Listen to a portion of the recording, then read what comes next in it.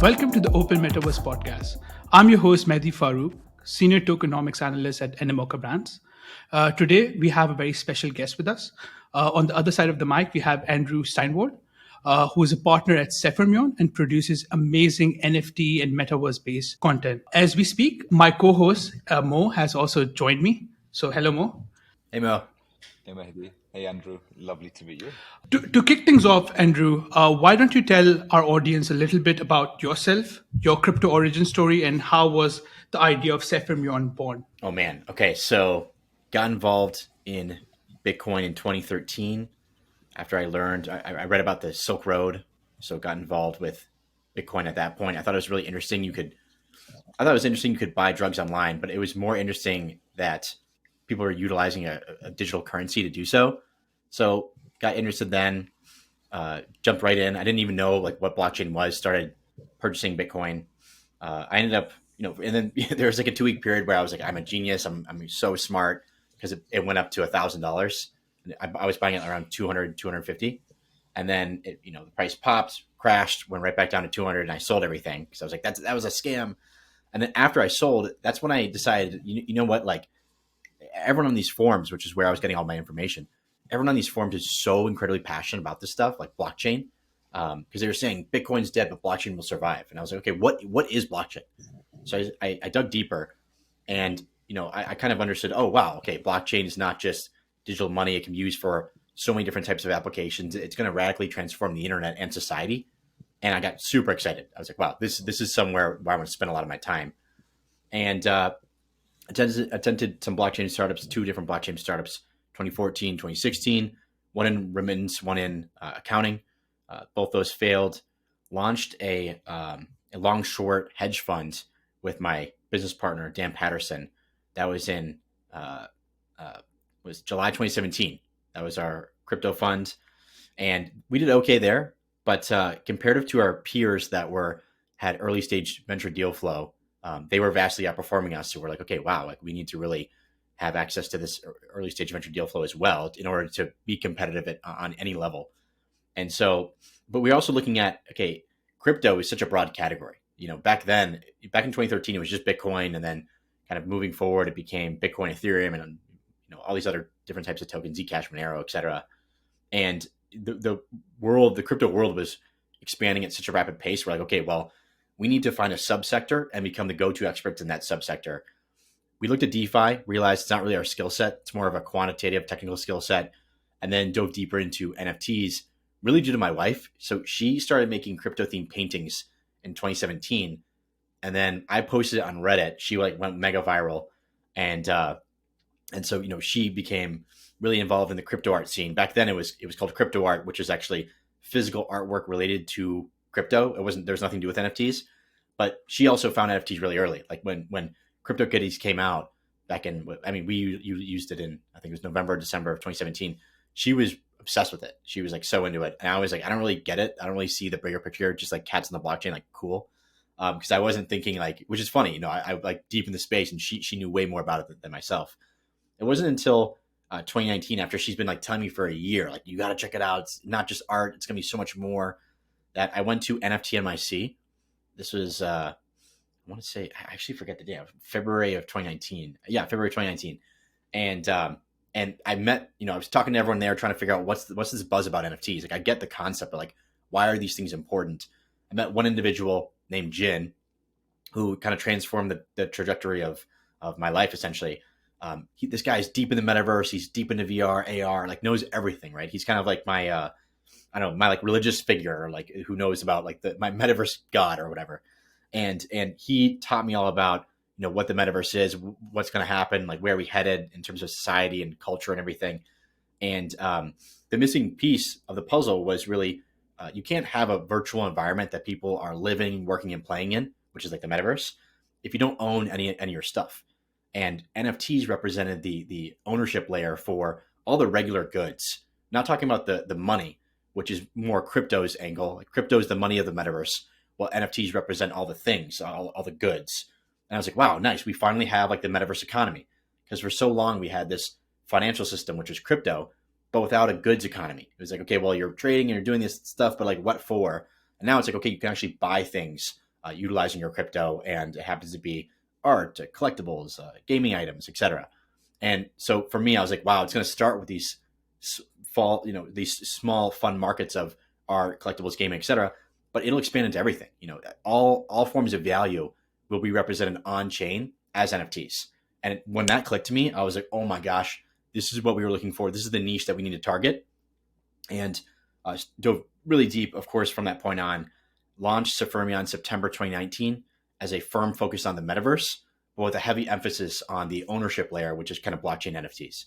So yeah, that's kind of my journey. And now we operate a few funds, have a stellar team, and we are we're kind of trucking along here. Yeah, you're deep in the weeds of NFTs. I can attest to that.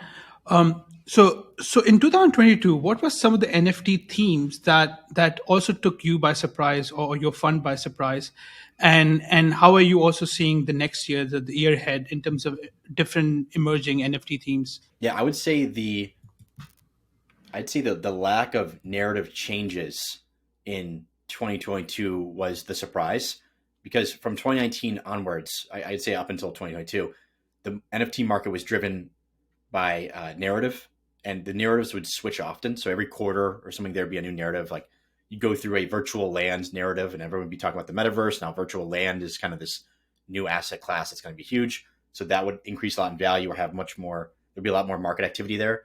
Then it would transfer over to art. Digital art is the future, and it's going to be bigger than regular art, whatever. And that was the narrative. So there'd be a lot of activity there. And there's these constant kind of cycles that were ebbing and flowing. And then 2022, and then also the PFP narrative, like, profile picture projects. That's something that I didn't really, I did not think that was going to be a thing. I remember when hash masks came out, I was like, wow, this is kind of like a clone of punks. And my wife, she was in the process of working on her own project that was similar, and it was like kind of CryptoPunk like. When hash masks came out, she was like, oh man, like someone already did it, which is, it's funny to think about because there's like a million now. And really what these things are, like media entertainment kind of brands, I guess. That was something I did not have on my bingo card for things getting popular. But yeah, so for multiple reasons they are. And, that was a big narrative. I'd say the dominant narrative in 2021. And then going into 2022, it kind of kept that narrative strong, that kind of brand, media entertainment, IP, et cetera. And I expected there to be more shifting narratives. So there's going to be an art narrative, a virtual land narrative, because I've seen multiple of these cycles in the past in terms of like, what is the hot market? So I'd say the lack of shifting narratives was the surprise for us in 2022, or surprise for myself in 2022. And more of an emphasis on trading versus kind of buy and hold, sitting on things long term. There's just a lot more traders in 2022 because obviously the market's depressed. And so people are trying to eke out, 0.1 ETH gains versus before it was like, you wouldn't sell unless it was up, 20x or something like that. So do you think the royalty fees on the NFT marketplaces across different vertical, was that something that took you guys by surprise, or were you anticipating that this could potentially converge to zero, or there will be some marketplaces that will remove or make paying royalty optional? Like, was that part of your thesis, or was that something that also surprised you? We thought that they would eventually trend to zero, just like most fees in general, like tend to get cheaper over time. But we didn't anticipate OpenSea's move, which, on one hand is incredibly intelligent from a business standpoint. From the, the crypto ethos, it's a little bit different. But I think especially the NFT space specifically, we've gone past the crypto ethos to decentralization ethos kind of mentality, where it was a small community. I remember back in the day, if someone did an OTC trade with like a piece of art or something like that and didn't pay the artist royalties, like manually, go find the artist wallet and like send them the royalties and message them, hey, I just bought this piece, I send you royalties. Like people would get mad at that person, and the social pressure from that trade would cause that person to go make that royalty transfer. Now that's not going to happen. Like it doesn't scale. As you just get larger and more mainstream, that kind of type of behavior doesn't scale. And so, yeah, it was our opinion it was going to kind of trend towards zero. OpenSea's move of kind of enforcing everything on their own system, you can call it, that was pretty genius from a, again, business standpoint, crypto standpoint, a little bit different from the ethos. But regardless, I think that we're at that point now where, hey, it's kind of gloves are off. We're gonna act like it's a regular market, not this kind of Web3 fairy tale that it was before. So year ahead, what do you think in terms of different trends you're forecasting for NFTs or NFT marketplaces? Ooh, that's a really good question. Okay, so I don't, the answer is I don't know. There's so many things that catch me by surprise in this market, as you guys probably know as well. I mean, one of them just being like FTX. I know you guys probably talked about this a lot, but I mean, it was not. I had no idea that FTX was like a nefarious actor in our space. Like I thought that they were great. I even tweeted multiple times about how incredible their exchange is, how great their customer service is, just like from an operational standpoint, like they were stellar. But so there's things like that. Hopefully, there's not many other things like that. Hopefully, zero. But there's a lot of things you just cannot anticipate whatsoever. That's on kind of like the who are the bad actor side. And then in terms of the trend side, I mean, yeah, PFPs totally caught me by surprise. The lack of shifting narratives in 2022 caught me by surprise. So I'd say that going forward in 23, I think we're going to continue to see a lot more people in the traders are going to get more advanced, and the returns will compress, and it's going to get really really competitive. I would say that's kind of the main theme that I'm seeing. But also, we're seeing a lot of like continued.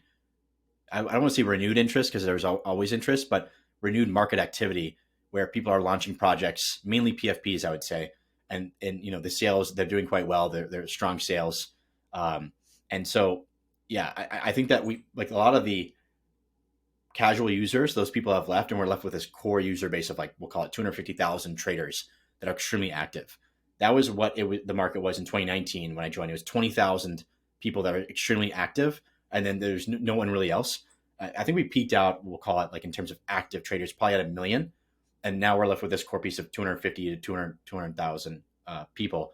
And I think that core group, they're hooked. Like once you get involved in the NFT space, whether it be from a trading point of view, purely targeting ROI, whether it be from a community standpoint, a social standpoint, a status standpoint, there's all these different reasons to stay involved in this market, and it's extremely sticky. And so I don't see that diminishing too much. I think we could go dip below a little bit, 200,000 over the next year, but I think it's going to be people getting really smart and really, really good, going forward for 2023. So Andrew, in terms of valuation of NFTs and in terms of mental model or heuristics that you use to select NFTs, would love to decode how you go about it. Okay, so there's different ways to slice and dice it, and the NFT market itself is made up of separate submarkets. So you have virtual land, you have art, you have gaming items, you have collectibles. So it depends on what market you're looking at, but art is really about artist reputation and brand. So if you're Banksy and you sell a cool piece of art, it's going to sell for $5 million. If you're Andrew selling the exact same piece of art, it'll sell for $100 because I'm not some cool artist. Gaming items is really all about utility. So if my sword does 10 damage, your sword does 100 damage, your sword's going to be more valuable in theory, right? The prerequisite of that is the game itself has to be fun and usable and exciting. If your sword can do 1,000 damage, but the game's not fun, like it's not going to drive any value towards that. For collectibles, it's really narrative and marketing. It's really just eyeballs. It's honestly attention, and that's something that has just become very apparent over the past 2 years with the PFP trend, where these things don't trade on fundamentals. It's not like, I can tell my sword's more powerful because it has better stats, therefore it's more valuable. It's like, what are you seeing on your Twitter timeline? Like, what are the social mentions? It's really driven by pure attention, which is not bad. I mean, that's fine. It's like, why do certain Jordan sneakers trade higher than others? It's because the rarity, the story around them, how cool they are, and really kind of the attention. And then the last submarket was, what did I say? I mentioned game items, collectibles, art, and virtual land. So virtual land, that's the one thing I've been extremely wrong about in terms of the timing. I was exceptionally bullish on virtual lands. I still am, but in terms of the timing, I was like, oh man, this is next generation social media networks. It's more immersive social media, and a social media that you can experience with your friends and walk around and and your profile is kind of like your piece of land that you buy, and you can build anything you want, whether it be a portfolio, a mini game, a gallery, whatever. And I thought that we were going to have a lot more adoption in terms of the virtual worlds at a much faster pace. But it turns out people like the user experience of Instagram, of Facebook, of TikTok, et cetera. Just quick and easy, super fun, super casual. And going into a virtual world is kind of a chore. And so until there are enough activities essentially, or reasons for people to go in those virtual worlds, it's going to be tough to get broader adoption from people that are not just this core audience. It's going to be tough to have like the next Facebook be something that is are people walking around in this virtual world in through their computers. I think once we get to AR and VR mass adoption, I'm not talking about today where you have these big clunky headsets that make you dizzy. I'm talking about like super lightweight, easy glasses. Then we'll see it expand in a major way. But until then, I think it's going to be pretty tough to get 100 million users. But yeah, my framework there is really about location, content, and parameters. Location, where are you on the map? Are you in the middle of the map where there's most activity, or on the edges where there's little? The content is, you have a single family home or skyscraper. Skyscraper is going to be more impactful. The parameters is like the zoning laws, like how high, how big can you build on this plot of land? So those are the factors that influence the value from what I found. But again, I think that we're going to need a little bit of time in order to have these virtual worlds really take off in the way that I think they will eventually. Andrew, what are your thoughts on the Web3 social reputation layer? We've tried and tested social platforms with fungible tokens in 2017, 2018, and they didn't succeed. Now with the power of NFTs, there seems to be more of a use case for them, especially internally. We view NFTs as digital containers, and you can put any piece of digital information within that. And reputation is a big thing that a lot of projects are going for at the same time. And in the same way, social projects, we've seen DAOs, or the rise of DAOs, and we haven't seen any sustained DAOs as of yet outside of DeFi. What are your thoughts in the years ahead, and how NFTs can be leveraged to, I guess, bring success to these two different fields? Yeah, it's a really good question that does not have a clear answer. So in terms of kind of this social space, are you talking more about the kind of the transparency of the social platform itself and like the ownership of data, or is it more about like how are NFTs being utilized in terms of a social kind of component there? Both. The short answer, both. Yeah. I'll let you choose which one you answer first. Okay, so I think that what I've learned is that most people are not like us. Most people are they just want something simple, easy, fun, and like don't care so much. Like us on this call, and probably the people listening, we're like diehards. Like we are obsessed with this stuff. We live and breathe this stuff, and a product that's really, really, really freaking cool to us, people, is not so cool to the average user. And so that's something that I've had to kind of zoom out, and rearrange my thought processes where, I used to be, I still am in my soul, in my heart, but like a hardcore decentralization maxi, like that's like where I want us to go. And I want the world to be that way. In terms of like realism, like, is Facebook actually probably a net positive for the metaverse? Or, is Reddit adopting NFTs, even though they're kind of like in a quasi centralized fashion? Like, is that positive? Like, yes, like these things actually are positive. Most people are going to interact with blockchain and NFTs in a more centralized fashion, probably until we get like far in the future where blockchains are exceptionally efficient and cheap, which, we're years away from that. So I guess like I'm kind of not answering your question directly.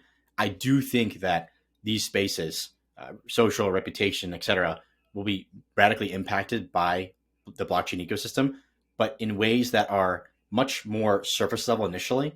So like, for example, Steppen. Steppen's a great game where, it's kind of a move to earn platform where you're running around and you can earn tokens, and also NFTs.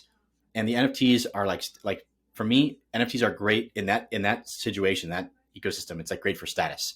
Or Sleepagachi. You track your sleep and you get certain, kind of rewards and NFTs based off of your sleep patterns and sleep skill or whatever. And that's a great use case. It's like, hey, you're gamifying this thing and you're giving people digital assets that you can then build up a, kind of your inventory, if you will. That is how I think, we're going to be utilizing a lot of this technology in the near term versus like, hey, we're going to decentralize Facebook, we're decentralizing Twitter. That is where I want us to head. In terms of when we'll get there, I think it's going to take a much longer time frame than I initially thought. So Andrew, would it be fair to say that short run, you're not that bullish on soulbound tokens or Web3 socials like Lens and Farcaster and things like that? Short term in terms of time horizon. What is the time horizon? Like maybe 1 to 2 years. So a lot can change in 1 to 2 years. So I would say that like it's necessary that we are doing and building these things today. Absolutely 100% necessary. We should be doing it. In terms of mass adoption, I'm talking 10 million plus users, 100 million plus users.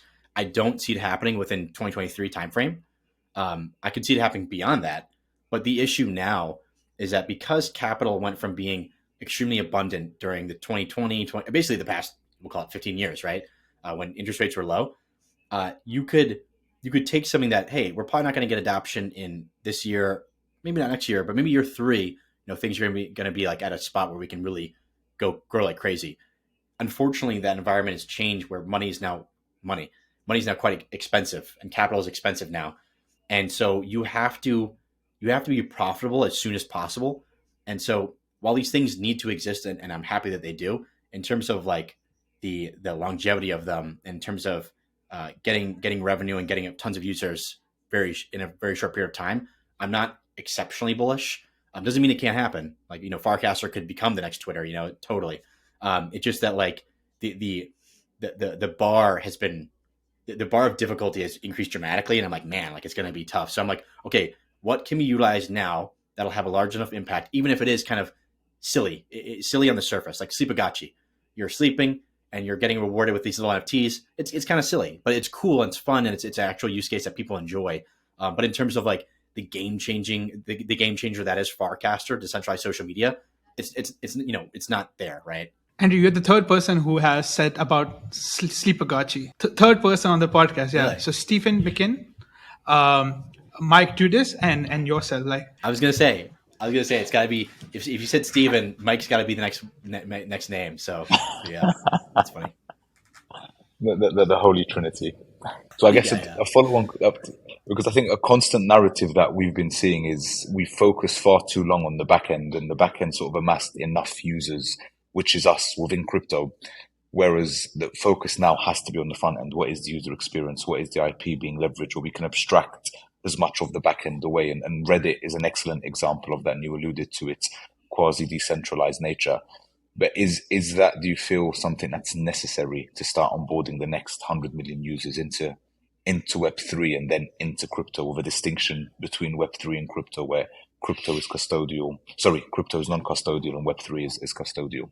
Yeah, it's tough because if I really think about it, I'm like, man, most users don't care about owning their stuff, which is sad, because they really should. They only care if something bad happens to them or someone that they know, like, oh man, my friend was banned from Twitter for life, or like, I don't know, you were banned from Uber for life. Like that would be really bad. It happens on an infrequent enough basis where not enough people care. But my concern is, in this day and age where like we're so connected, if you get banned from rideshare apps, like that sucks. Like that is really impactful on your life and not fun. If you get banned from social media, like that's not good, but overall, like you'll be fine. Ride sharing is like much more impactful, but that's like today. The stakes are like medium high, I would say.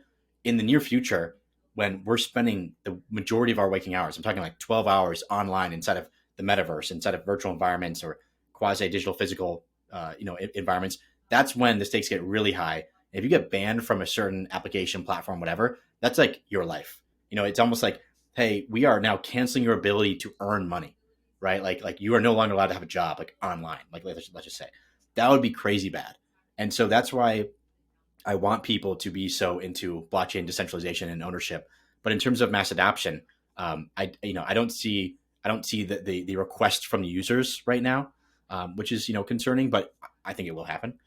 And then in terms of the front ends, we switch from, hey, let's make really cool products for crypto natives, because that's who the population is, to with NFTs.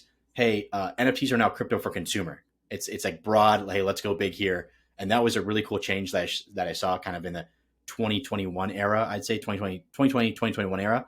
And it's really opening up like the types of people that are interested in crypto, Web3, and decentralization, which is great. And in terms of that front end, I want people utilizing products that are solving problems and not even know that it's Web3. And people have been saying that for years, but that is the ideal. Like you want it to be not the selling point, like, oh, we use NFTs. It's like, oh no, like of course we use NFTs. Is what you want it to be. So and I think we've seen like great headway there, but it's going to take more time than I thought. So Andrew, in terms of products and in terms of projects, maybe perhaps out there in the public market or private market that you're excited about or your fund is excited about. Okay. Yes. As we spoke before, I have to be careful about what I say here because I don't know what's public, what's private. I have a list here that I can talk about. So Atmos is really exciting. I think Web3 NFTs are. Atmos is a game where you have a spacesuit or you're acquiring ore and other minerals to build a spacesuit, and then with that spacesuit you go race your spacesuit, and it's kind of like the metaverse F1, if you will. It's super competitive, like really really amazing graphics, really high end, and really intricate in terms of like you need to rejigger this piece in order to increase your speed by X amount, whatever. That to me is really exciting. It's like metaverse native esports. I think that's gonna be really exciting.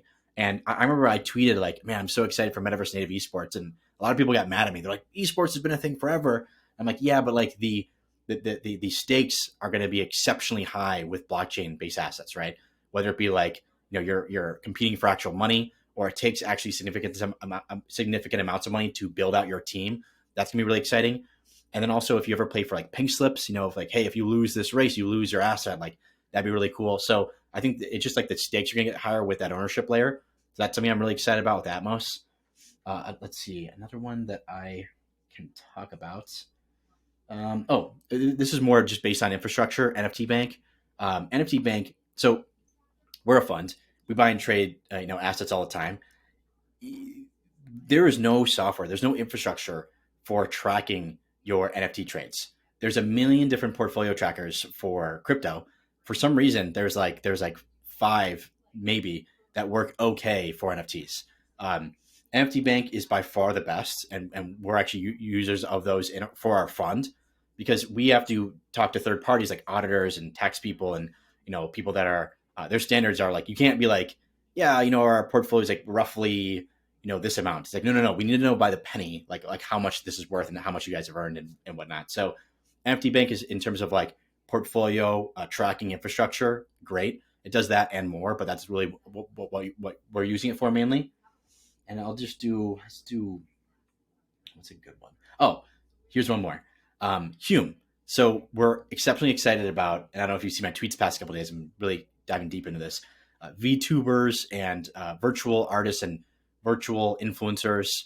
Hume is they're creating metastars, which is a really cool name for like metaverse, influencer star or whatever. And they're just virtual influencers. They're specifically creating virtual artists, as in musicians that are, they sing pop, they do like reggaeton. I think there's like a DJ. So they're creating this basically, Web3 native or metaverse native record label. And that to me is exceptionally exciting. And just the thought process, like extrapolating that to celebrities or influencers that are all, maybe controlled by AI or controlled by a team of people. And, these people can perform, whether it be their music, whether it be their entertainment, streaming video games, or whatever it might be, nonstop. Like that to me is exceptionally exciting, where you can have 24/7 entertainment created by a virtual being that is intelligent, that can talk to you, that can remember you, that can make jokes, and really be someone that you connect with and be like, wow, I really love. In their instance, it's Angel Bunny, Angel Baby.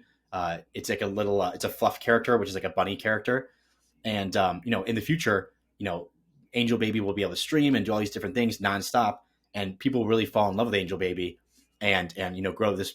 Angel Baby will grow this massive audience, and we'll be able to monetize that through selling of products. I think this kind of pipeline of content creation and or building up an audience to it's like content creation first, you build an audience, and then you sell a product. I think NFTs represent this incredible opportunity to sell or monetize goods globally. because before, if you're a streamer or a YouTuber or whatnot, and you're trying to sell T-shirts, you can't sell to everyone worldwide, and so that kind of limits your audience and the ROI on those products. But if you're selling a digital good, maybe be some sort of NFT that can do XYZ, then you can suddenly monetize your global audience because they're paying with crypto. So you don't need to figure out, okay, what's the best payment method? Is it wire? Is it ACH or whatever? And then you can transfer that good or asset right to someone immediately. So that to me is something I'm really excited about. So can you walk us through the user journey? Let's say I think you wrote about this. So let's say Mr. Beast, he adopts NFT. How would that user journey look like, or business journey look like for him to become one of the wealthiest person in the world if he leverages crypto and NFT? Yeah. So I wrote this blog, clickbait. I'm a big fan of clickbait, and I wrote Mr. Beast is going to become the wealthiest man in the world, or wealthiest person in the world. And the reason being is because he has 200. So Mr. Beast is a YouTuber, really famous YouTuber, 245 million subscribers on all of his different channels. His different channels range from like Mr. Beast Reacts, where he reacts to videos, to gaming, where he just games, and to his main channel, which he does outrageous things like, hey, whoever put your hand or go into a circle that we spray paint. Whoever leaves the circle last will win $100,000, right? And he's transcribed his channels into all the top languages except for Mandarin, and I think it was Bengali, I believe, or something like that. I forget. But anyways, he's transcribed his channel into multiple different languages. Has a total of 245 million subscribers across all of his channels. The Earth's population is just under 8 billion, right? So it's a significant portion of people. It's something like 1% of all of the human population watches his videos from his main channel, just from his one channel. It's like 1% of all people watch that. And he's 20, I think he's 24. And so, extrapolate that out 10 years out, he's going to have maybe 2 billion subscribers, let's just say. So it's a very significant portion of the Earth's population. He'll be able to, right now he's selling t-shirts and he's selling merch and whatnot. He launched a burger brand in America, North America. I think Canada, they also opened up a few locations where it's ghost kitchen. So it's not actually him doing it. And he also did chocolate. So he's doing these items that are physical goods, high barriers to entry in terms of, setting up these, actually it's low barriers to entry in terms of setting up ghost kitchens. Chocolate bars, actually probably also low barriers to entry. But in terms of the margins on the goods, these are not like burgers are like extremely low margin out of all goods to sell. Chocolate bars, probably higher margin. In terms of, the highest margin goods, like physical goods, it's like vitamins and like cosmetics. So, but I just don't see it doesn't fit his brand. So I think what he's going to do, or what he should do, is he should come up with some sort of idea as to launch certain NFT projects, whether it be a PFP, whether it be a loyalty program, whether it be a game, and the NFTs are used as the game items. He should use that because he has this audience that's worldwide, and if he sells, just let's call it $1 per NFT, and he sells that to his billion plus 2 billion size audience, does that every year, he can generate a couple $1 billion a year just in revenue. And does that over the course of the next 20 years, he's going to become exceptionally wealthy. And I think that's the only way going forward that he's going to be able to monetize his global audiences through NFTs. And just, I think broadly, I think that's true for everyone. If you have a global audience, even if you don't, the best way to monetize them in the highest margin goods ever created are NFTs. So it's just like a great monetization method. I see it as like blockchain is like the infrastructure, crypto is the money, NFTs are the monetization method and asset type, because as you go build on top of NFTs, they can be basically anything you want. So that there's that whole design space there.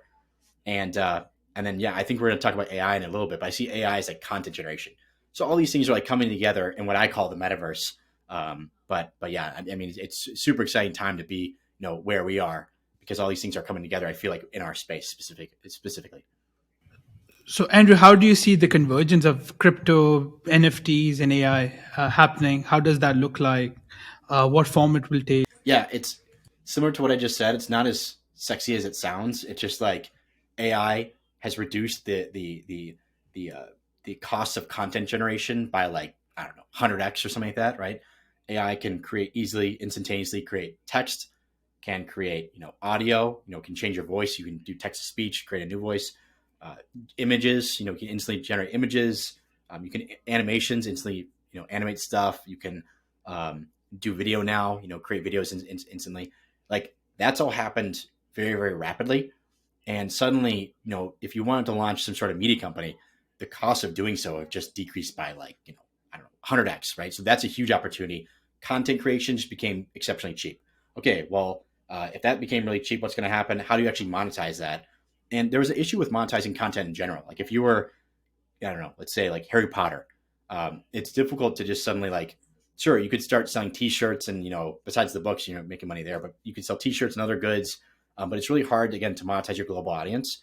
The best way would be to monetize through NFTs, and so that's how I see it. I see it as like AI is the content generation layer, NFTs are the monetization layer, blockchain is the infrastructure, and then to actually pay for that good, it's probably going to be done in USDC, Tether, Ethereum, maybe, and yeah, I mean that's how I see it. So it's like when you talk about it like that, you're like, oh, okay, like it just kind of it's boring a little bit, but it just kind of makes sense.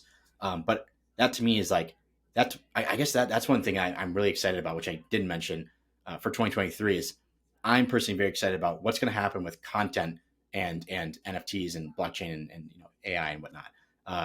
How that evolves, I'm I have some ideas, but I don't want to like say everything. But I'm pretty excited about it because there's a couple companies that we've funded that I can't talk about yet that are doing stuff in that space. And yeah, I feel like it's like kind of the golden age or golden era for content creators broadly because they have just got like suddenly their paths to monetization are just open wide up and like, wow, we can do a lot here. So very excited about that. I mean, Mr. Beast, if you're listening, I think between the three of us, we can make you the wealthiest man on earth, and also give back to the community as well. But I guess we'll move on to the rapid fire. We'll move on to the rapid fire round. What's your most favorite X to earn app, if any? I think Steppen is awesome because there's a health component. I mean, with a lot of these, there's a health component to it. I think that getting tokenization right is exceptionally difficult. And Mehdi, you probably know this like more than myself, but building a great product, that's hard. Building a great product that utilizes blockchain in a manner that makes sense is hard. Building a great product that utilizes blockchain in a manner that makes sense and adding a token is like, it's just like, man, that's like super hard. So having that phased approach is, I think, really important. But yeah, in terms of my favorite, I think that I have a Peloton. I'm like, man, if I could earn, some token here, and not it doesn't have to be a actual like ERC type token. It could be an NFT, just like a badging or a kind of like things that I can build or like status symbols. That to me would be super cool. And it'd make me more competitive because if I go to Mo, if I went to your profile, and I see like you got this sick closet of all these different NFTs. I'm like, man, I need to step up my game.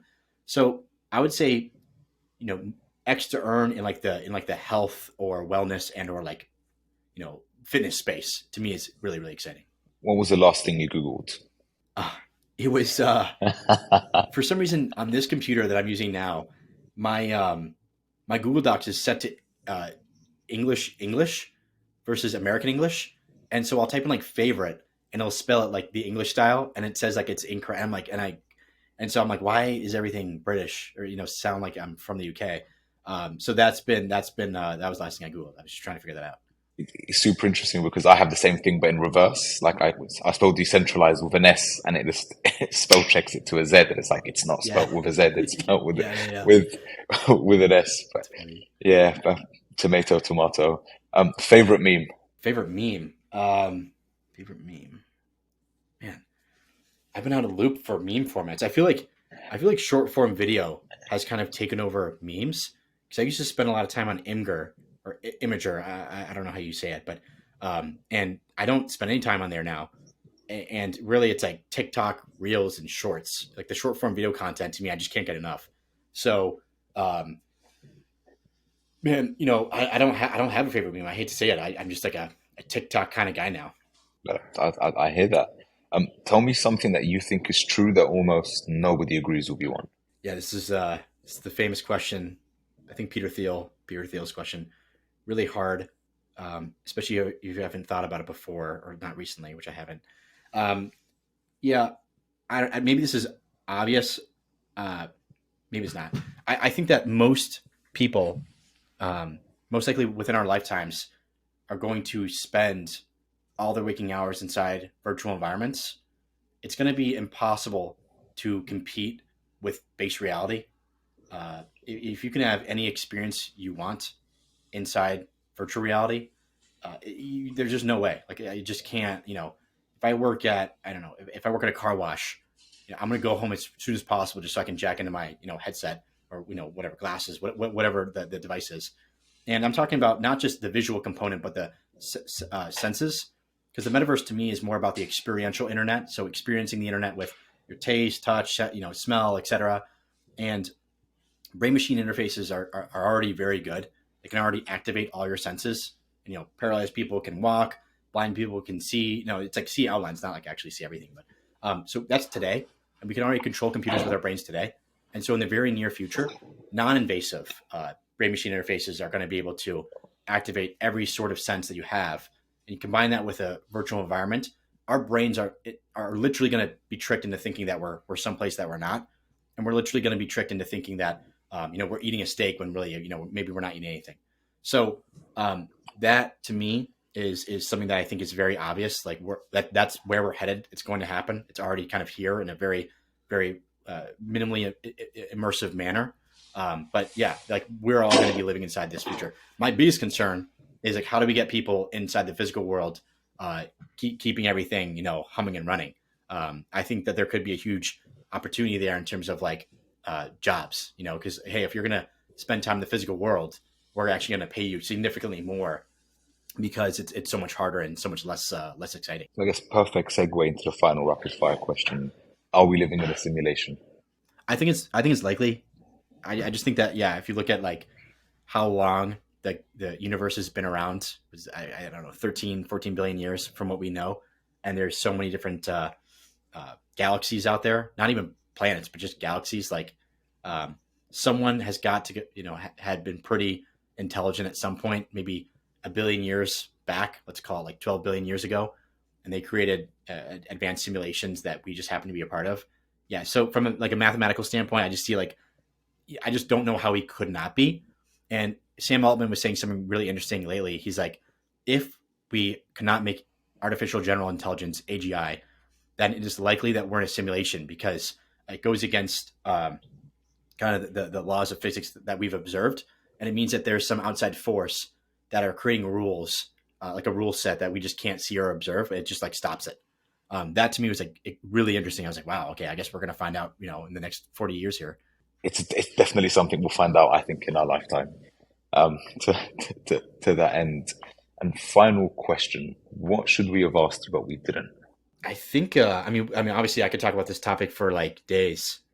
So I think that this was great. Yeah, I appreciate you having me on, and I don't know if Mehdi's still here, but it was awesome to chat with him. I've known him forever. But it's also great to meet you, Mo. Thank you for having me. It was awesome. I'm a big supporter of what you're doing as well and what your fund is doing. So it's great to meet you, albeit in this sort of setting, but can't wait to meet you in real life. And let's get to know the real Andrew a little bit more. Amazing. Awesome. Mo, thank you so much. I appreciate it. Excellent. Likewise. Enjoy the rest of your day. Thank you. Bye-bye. See you.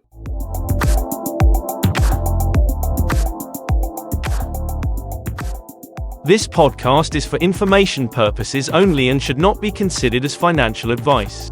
Any opinions provided in this podcast reflect the views of the speakers only.